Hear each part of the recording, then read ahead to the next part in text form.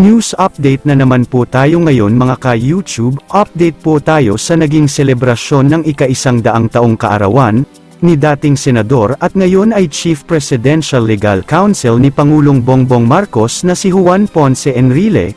Narito po ang ilang impormasyon na ating nakalap.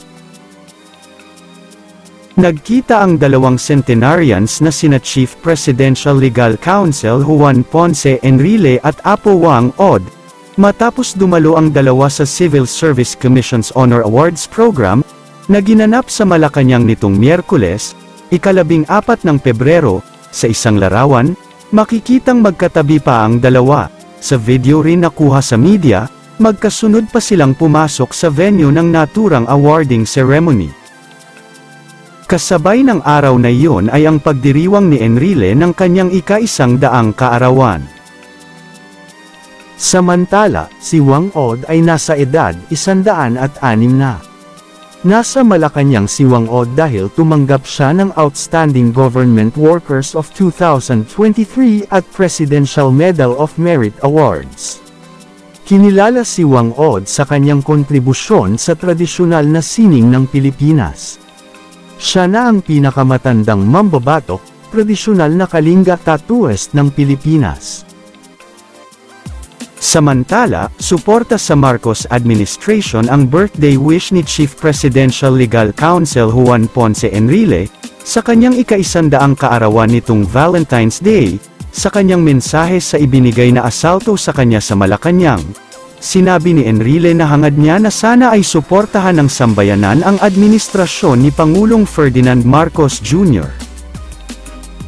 And I would like to ask you as a special gift to me on my 100th year, starting from the lowest of our society, to help the President succeed, not for himself but I wish that he will succeed for himself, but I wish we will help him, and I ask you and beg you to help for the sake the country and our people, ani Enrile. Naging emosyonal si Enrile sa selebrasyon ng kanyang kaarawan, kung saan sinariwan nito ang masasaya at malulungkot na karanasang pinagdaanan nito sa loob ng 100 taon.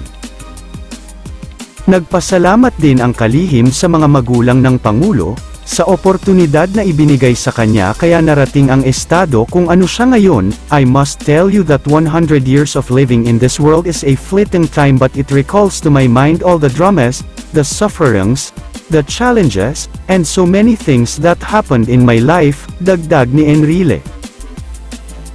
Sa ginanap na salo-salo ay ipinresenta ang centenarian stamp kay Enrile, bilang pagkilala sa mahabang panahon ng kanyang serbisyo sa publiko kung saan humawak ito ng maraming posisyon sa pamahalaan. Panuurin po natin ang actual na video ng pagpasok ni Apo Wang Od at ni Enrile sa venue, at ang ilang kaganapan sa selebrasyon at ganun na rin ang naging talumpati ng Pangulo. Narito po.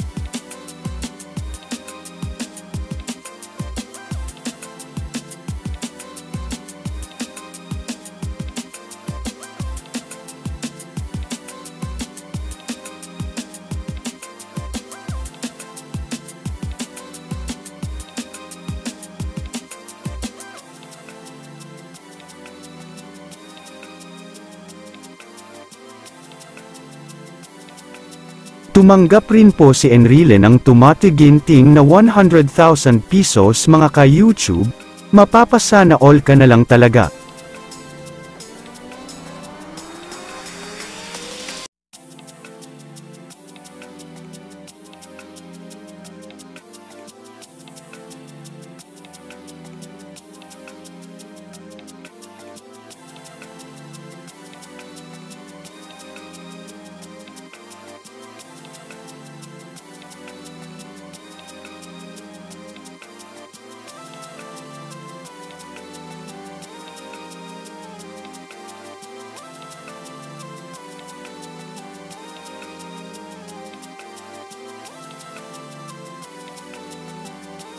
Smart as you, as clever as you, at 100 years old, and as active as you are at 100 years old, continuing to provide service to your country, continuing to give good advice, continuing to guide the way that the Philippines can go.